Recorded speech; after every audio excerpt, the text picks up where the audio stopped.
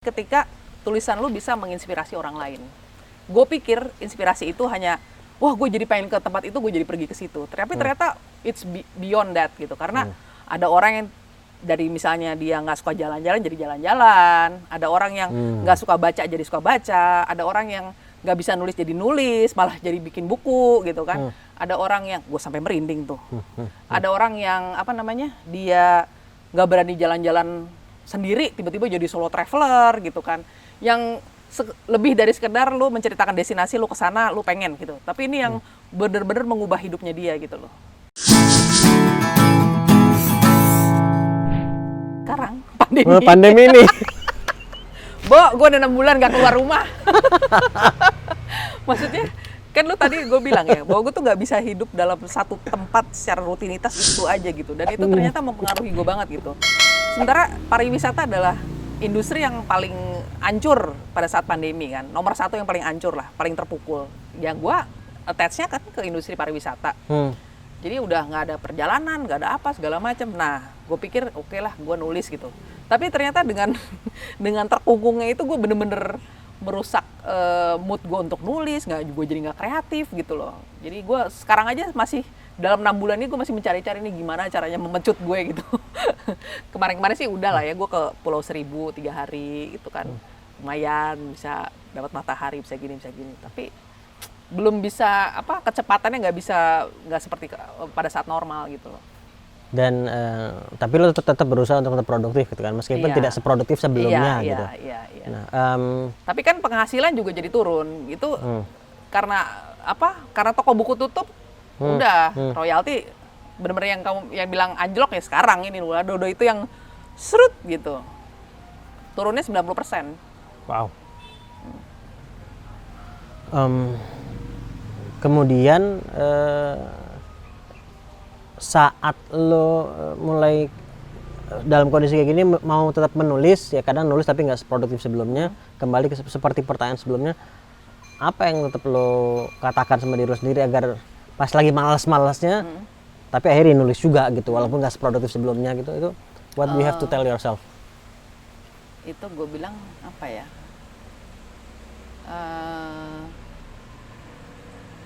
ya, gue sih nggak bilang macem-macem, bilang udah gue gini, gue kayak gini dalam dalam omongan-omongan gue di kepala gue gini. Jadi kan ada ada yang si jahat dan si baik gitu kan, pada ngomong-ngomong di sini.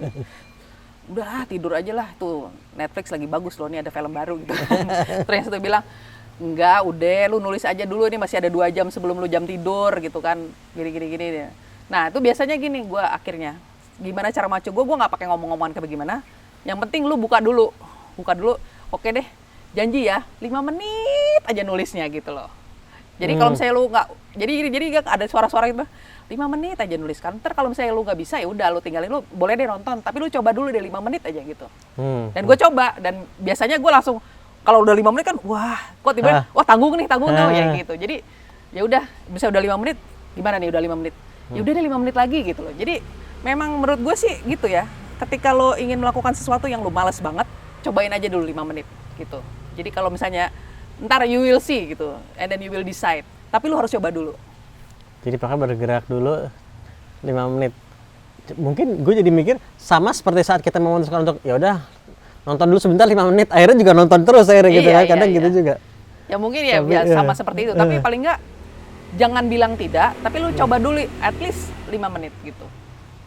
Coba dulu 5 menit, nah, menarik gitu. Sayang nih udah 5 menit gitu. Belum 5 menit. Gitu. Oke, wow, that's interesting. Nah terus kalau tadi kan awalnya lo tertarik untuk share ya, dan bahkan awalnya diary lah gitu untuk diri sendiri. Kemudian untuk mulai berbagi, tadi lo bilang orang banyak yang nanya soalnya capek ngomong ulang-ulang, awalnya fotokopi sampai akhirnya lo nulis dalam bentuk blog. Tapi di awal kita ngobrol ini gue tadi bilang gue tuh melihat lo orang yang bukan hanya tertarik tapi lo punya kepedulian juga gitu, artinya dalam konteks untuk kebermanfaatan orang lain dalam hal traveling.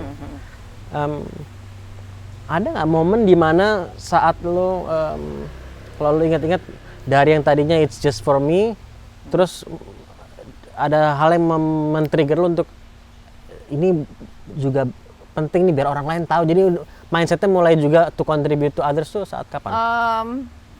Biasanya kan kalau di blog itu feedbacknya langsung ya, kan lu bisa lihat di komen gitu kan, Ya. kayak gitu-gitu. Nah tapi masalahnya gini lagi, menurut gua lu kan harus tahu ya.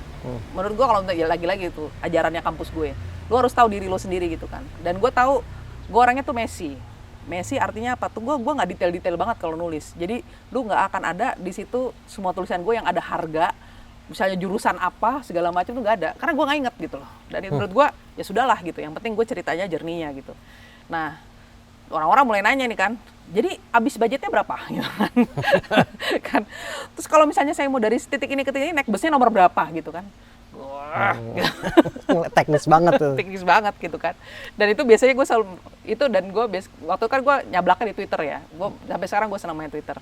Sampai dibilang, jadi gue selalu bilang gini, I am a travel writer, not a travel agent gitu. Karena menurut gue, lu bisa bisa baca blog gue, berarti lu udah tahu teknologi. Lu tinggal sebenarnya, makanya kenapa gue juga nggak nulis tentang guidebook, karena menurut gue semua udah bisa dicari di internet gitu loh.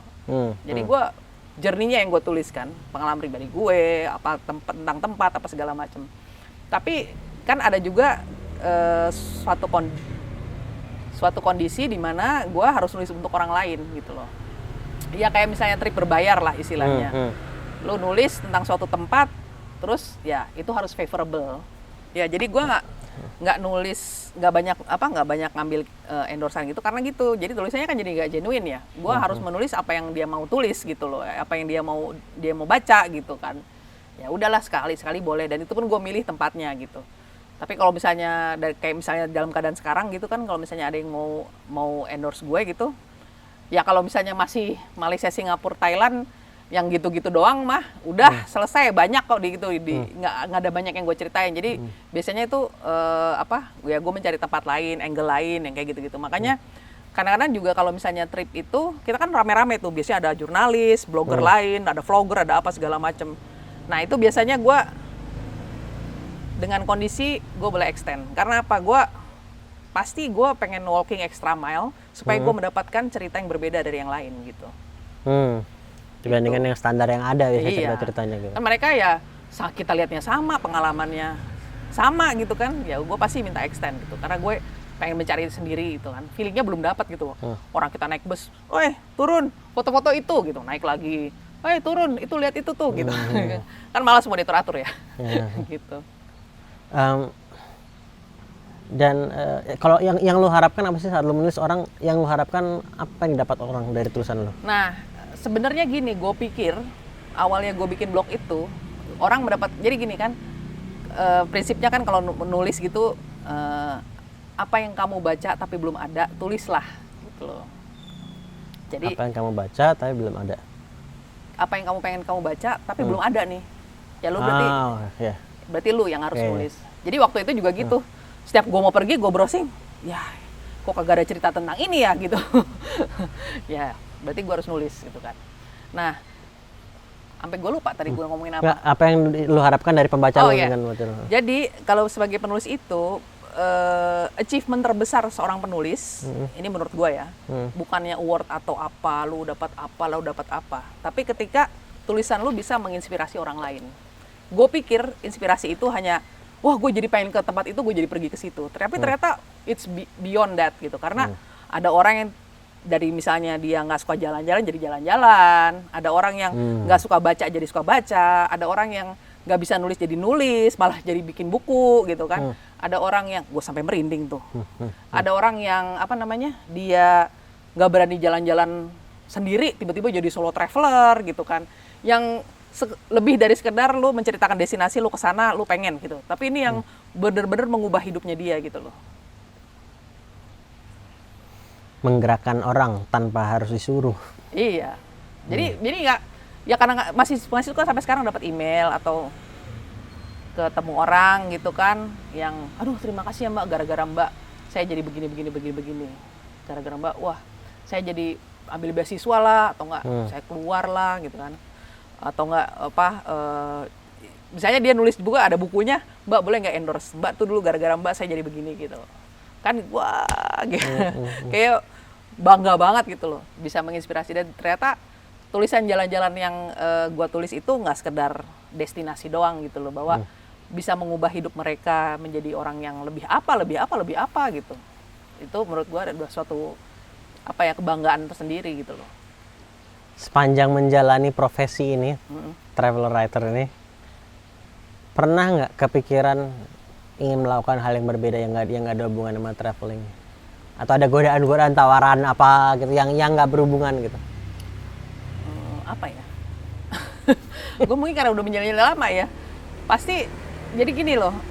Sebenarnya kan punya blog itu bukan karena ya awalnya karena cuma buat sharing-sharing doang kan, nulis-nulis doang gitu, archive. Tapi ternyata lu jadi build dari situ, membuka jendela lain, lu dianggap jadi expert gitu. Jadi gue asal ada hubungannya dengan traveling, jalan-jalan, pariwisata, apa segala macam ya orang datang ke gue gitu. Tapi kalau gue pikir-pikir yang di luar itu apa ya gitu. Ya gue pernah nyoba sih. Kalau ada tawaran gue bilang, wah boleh juga nih. Kayak contohnya di film yang pertama itu kan, lu jadi cameo dong gitu. Gue pikir cameo cuma gitu doang. Tapi suruh acting dan di mana gue jadi tour guide di Krakatau yang lu namanya tour guide kan, informasinya panjang bener ya. Itu gue inget banget tuh, kata-katanya aja udah 6 halaman gitu. Dan itu crash course, besok harus syuting semua dalam satu shoot gitu kan. Ada lainnya panjang. Lainnya panjang. Dia erupsinya tahun sekian, itu lontarannya sampai kemana, ceritanya panjang gitu kan. Waduh, itu berat banget gitu loh. Tapi gue bilang ya bisa kok gue. Gitu. Enjoy nggak acting? Enggak. Enggak. Dan dari situ gue baru pikir, aduh, untungnya gue nggak jadi artis gitu. Susah banget gitu loh. Ya gak usah kayak gitu, tapi ya lama-lama ke bawah juga lah. Misalnya kayak gue kalau diundang kayak lo gini gitu, atau enggak gue ke TV gitu kan, itu aja ya elah tampilnya paling cuma 10 menit kalau di TV gitu kan, di acara berita gitu, buset itu dari jam subuh udah dijemput, di make up gitu, nunggu ini ina itu gitu gitu loh, maksudnya gitu. Jadi kan kita santai. Gitu. Sekarang kan semakin banyak. Kalau tadi kan lo gue sebutnya lo pionirnya di sini dalam hal apa? Dalam hal apa? Traveler writer gitu ya, menulis mengenai traveling. Dan sekarang juga ya semakin banyak gitu kan. Lu pernah merasa, duh ini kompetisi semakin ketat nih gitu? Pernah merasa gitu? Gue sangat-sangat berterima kasih dengan kompetisi gitu. Menurut gue justru kalau nggak ada kompetisi, gue nggak akan menjadi seperti sukses sekarang gitu loh. Gini, contohnya gini, oke, abis gue orang pada nulis tentang buku travel tuh udah banyak. Sampai dari dulu tuh gue tuh sampai ingat buku pertama itu taruhnya di rak namanya novel fiksi gitu. Karena zaman dulu nggak ada rak pariwisata gitu, ada fiksi non fiksi gitu kan bukunya. Nah sekarang sampai udah saking banyaknya, yang kemarin-kemarin tuh sampai ada rak pariwisata sendiri itu isinya buku jalan-jalan semua kan gitu kan. Tapi gue malah seneng karena menurut gue dengan kompetisi itulah membuat gue harus terus-terus berinovasi gitu loh. Jadi tapi untungnya lagi karena gue yang pertama gitu, dan gue mempunyai first mover advantage. Jadi gue udah duluan nih, sebelum mereka jalan-jalan kemana-mana, gue udah duluan kemana-mana. Jadi wah dia nulis tentang ini, berarti gue harus pergi yang lebih jauh lagi, ke negara yang lebih aneh lagi. Bahkan gue sampai 1 tahun gitu, wah belum ada kan yang 1 tahun pergi gitu, apalagi ke Amerika Selatan gitu, ya kayak gitu. Jadi konsep bukunya juga gue pikirin, oh ya kalau gitu yang bentuknya begini yang beda gitu. Misalnya, oh gue pernah bikin komik gitu kan, belum ada komik perjalanan, gue bikin gitu. Jadi itu karena kompetisi gitu. Mungkin kalau gue diem-diem aja gitu kan, dari kayak 2005 sampai 2007 sampai 2009 buku kedua gue nggak akan seperti ini gitu loh. Dan tadi gue kembalikan naik turun tadi itu. Pernah nggak sih sepanjang menjalani karir lo ini ada mungkin salah satu target atau goals yang ingin lo capai tapi melibatkan orang lain tuh saya gagal apa karena ditolak misalnya, ada atau kegagalan tertentu ada nggak sih? Kegagalannya apa ya? Nah menurut gue kegagalan gue nggak ya gini loh, gue kan kalau misalnya penulis itu ya istilahnya kita benar-benar nggak ada modal istilahnya kan. Modal lu adalah ya lu jalan-jalan gitu. Menurut gue pernah sampai frustasi ketika karena gue sebenarnya itu kerjaan fisik kalau jadi traveler itu kan, lu butuh fisik lu yang kuat gitu. Dan gue benar-benar menjaga itu gitu. Gue rajin olahraga, gue sampai itu segala macem lah, pokoknya jaga gitu. Nah pernah nih 2 tahun yang lalu, entah kenapa gue injury lutut gue. Dan gue harus pakai tongkat, sementara gue harus waktu itu harus ke Kazakhstan lah, ke Inggris lah, kemana gitu kan. Itu gue yang sampai transit pindah dari terminal A ke terminal B terminal 1 ke terminal 3 di Dubai itu gue sampai ya ampun, kok gue jalan aja nggak bisa secepat itu ya. Sementara gue orangnya kan cacat, ini semua jadi limited gitu loh dengan gerakan gue dan sebagainya itu gue bener-bener itu yang menurut gue bukan kegagalan sih, tapi menurut gue membuat gue frustasi gitu karena wah ternyata gue memang ini pekerjaan fisik banget loh. Kejadiannya saat lagi tengah-tengah di dalam perjalanan enggak atau sih, sebelum? gue lagi di Jakarta, tapi kan plan udah ada tuh. Jadi gue ya udah gue jalan pakai tongkat lah. Jadi gue pikir, waduh kerjaan gue sebenarnya modal dengkul, literally gitu. Tapi dengkul gue aja menyerah gitu loh. Jadi gue sejak saat itu gue ya bener-bener harus ya menjaga badan. Gue sampai turun berat badan ini ya gara-gara itu gitu kan. Dokter bilang katanya, udah kamu mau knee replacement gitu pakai yang titanium atau kamu turun berat badan gitu kan. Ya udah, gue sampai ke klinik diet gitu untuk menurunkan berat badan gitu demi menjaga kestabilan pekerjaan gue gitu loh. Dan nah itu satu ya. Yang kedua lagi menurut gue bukan gagal sih, tapi menurut gue ada kutukan menjadi seorang travel writer. Jadi Apa the tuh? curse. Istilahnya gini, gue itu pas lagi jalan-jalan gue banyak banget sialnya men. Jadi yang mendarat darurat, udah gitu terus ketinggalan pesawat atau enggak kejadian visa ditolak gitu, apa segala macam, pokoknya yang bener-bener sial gitu loh, atau enggak ditipu lah, biasa lah gitu kan. Tapi bener-bener kejadiannya tuh yang ya ampun, sampai semua orang tahu kalau lagi jalan sama aku gitu pas lagi gitu, ini Trinity banget ya kejadiannya, karena nggak mungkin itu terjadi gitu. Kayak tiba-tiba lagi mau take off, di depan kita pesawat tergelincir sehingga kita dibatalkan gitu kan, jarang banget terjadi, tapi itu terjadi sama gue. Ya, jadi yang kayak gitu loh, yang aduh gue capek banget, tapi ya ternyata ya jadi gue bilang ini kutukan ini sebenarnya jadi ada bahan tulisan gitu loh. Interesting, pengalaman itu sendiri gitu ya. Iya, jadi kalau dibilang kegagalan gue gagal apa ya, paling lewat deadline gitu kan. Lewat deadline gitu. Terus kalau misalnya dibilang bukannya lu merasa ada pernah writer's block kan, biasanya kan ada writer's block. Ya menurut gua writer's block ya kata lain dari malas aja gitu kan. Coba deh 5 menit dulu gitu lagi Kembali balik yang ke tadi. situ. Coba 5 menit dulu. Oke, sekarang kalau tadi lu bilang lu bisa sesukses sekarang ini karena perjalanannya panjang, naik turunnya juga panjang gitu kan. Kalau bicara soal sukses itu sendiri, ada perbedaan nggak bagaimana lu melihat sukses saat lu dulu masih sekolah atau kuliah atau baru mulai kerja dan seterusnya dengan lu melihat sukses sekarang? Definisi sukses di mata lu ada perubahan nggak? Menurut gua sukses tuh bukan sekarang ini, adalah ketika, dan gua proudly say that I'm living my dream. Itu nggak semua orang bisa ngomong kayak gitu kan. Gila gue I'm living, ya kecuali pandemi ini ya, maksudnya I'm living my dream gitu loh. Gue dari kecil ceritanya gimana caranya ya gue bisa jalan-jalan tapi dibayar gitu kan. Pas sudah jadi mbak kantoran, gimana caranya ya gue punya pekerjaan yang jalan-jalan terus tapi dapat duit, lu bisa bangun siang terserah lu nggak punya bos, lu mau ngerjain apa-apa, dan bahkan saking idealnya itu pekerjaan, lu antara baju tidur sama baju kerja lu sama gitu. That's a very specific question, a very good question, very specific. Iya, menurut gue ya itu. Sekarang apa sih tujuan gue gitu kan? Gila loh, I've been living my dream. Apa yang gue cita-citakan, gue ya udah I've been living my dream gitu. Jadi kalau di profile gue, kalau yang di Facebook gue yang personal gue jadi the lady who's been living her dream. Gila. And still. Iya, jadi makanya gue juga kadang-kadang gue kagum sendiri gitu kan. Wih, hebat juga ya. Gue sampai bisa tahu apa yang gue mau dan gue bisa mewujudkannya. Dan sekarang gue bayangin, gue dari mimpi-mimpi yang dari zaman dulu itu sekarang ini terwujud gitu loh. Kedepannya apa yang masih ingin lo lakukan ke depan? Traveling, writing, dan ada Kayaknya hal-hal gitu, lain? ya menurut gua kalau jadi gini, kalau penulis itu adalah profesi yang tidak ada batas umurnya. Ya, jadi misal pun suatu saat nanti gua udah jompo, udah nggak bisa jalan-jalan, udah malas, udah mager, udah kayak gimana gitu, entah gimana, ya tetap gua pun nulis gitu masih ada. Dan nulis itu kan lu bisa aja lu jadiin fiksi kayak lu dari segala macam ya masih. Gue sih akan nulis terus yang jelas. Kalau jalan-jalannya ya apa namanya ya selama masih kuat dan bisa, ayolah gitu.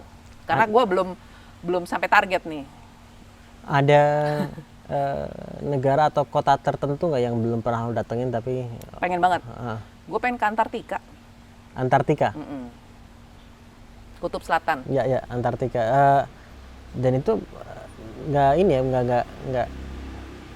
nggak terlalu ada yang tinggal di sana, maksudku ada yang tinggal kan? Antartika itu ada yang tinggal kan? Tapi gue pengen ke sana banget karena apa ya? Karena jauh banget. Terus udah gitu mahal banget gitu. Jadi gue pikir ntar aja deh kayaknya kalau itu kan apa yang itu ntar kayak kunciannya terakhir gitu loh. Gue pengen banget ke sana gitu. Karena sebelumnya gue pengen ke Machu Picchu di Peru gitu kan. Tapi udah kejadian, oh ya udah gitu. Bucket list gue udah lewat tuh. Kan gue harus cari yang lebih gitu lagi gitu kan. Gitu. Machu Picchu. Kalau Amerika Selatan udah kelar? Belum sih. Belum, ada yang belum? Belum. Maksudnya di dunia ini ada sekitar 196 negara. Gue berarti setengahnya juga belum kan? Gue 93. Ya. Berapa tuh? Ya hampir setengah lah. Iya, hampir kurang setengah. lebih 50%. Ya minimal 100 masa nggak bisa sih? Bisa, dan insya Allah kalau perlu gue doain. Ya mudah-mudahan bisa sampai ke semuanya, why not gitu kan? Iya. Why not. Thank you banget, terima kasih banyak. Sama-sama. Gue enjoy banget ngobrol-ngobrol ini. Dan gue yakin yang nonton, yang dengerin juga banyak yang bisa dipelajari dari lu juga. Seorang yang bisa mengatakan I'm living my dream gitu kan, dan mudah-mudahan continue to live your dream juga. Dan nggak cuma about living your dream tapi juga tadi lu bilang bermanfaat buat orang lain juga. Gue salah satu orang yang mendapatkan manfaat dari apa yang lu lakukan, so gue juga personally sekarang gue merasa beruntung bisa ngomong langsung sama lo, to say thank you sama lo juga, dan terima kasih banyak sudah meluangkan waktunya. Lu ada anything else yang ingin lu sampaikan juga buat yang nonton yang denger juga? Oh gitu. Boleh promosi nggak? Boleh lah. Boleh dong. Boleh promosi. Namanya juga jualan kan ini ya. santai Yoi. kok. Pokoknya yang belum tahu apa namanya baca-baca bukuku, cari aja di beli online ya kalau zaman sekarang ya di mizanstore.com gitu kan. Cari buku, search aja namanya Trinity atau The Naked Traveler di situ. Kalau misalnya mau yang gratisan baca di blog juga bisa. Alamatnya naked-traveler.com, strip ya, L-nya 1. Nanti di deskripsi videonya bawahnya kita taruh semua. Kalau mau beli buku di mana, sosial medianya kemana, blognya di mana kita taruh. Lihat di deskripsi video ini juga. Dan juga jangan lupa follow, Ya dong, follow. of course dong. Jangan cuma dibuka tapi di follow, diikuti. Instagram, Twitter, Trinity Traveler. Itu. Thank you so much. Terima kasih banyak. Oke. Terima kasih banyak. Kita ketemu juga di episode selanjutnya. Assalamualaikum. Ciao.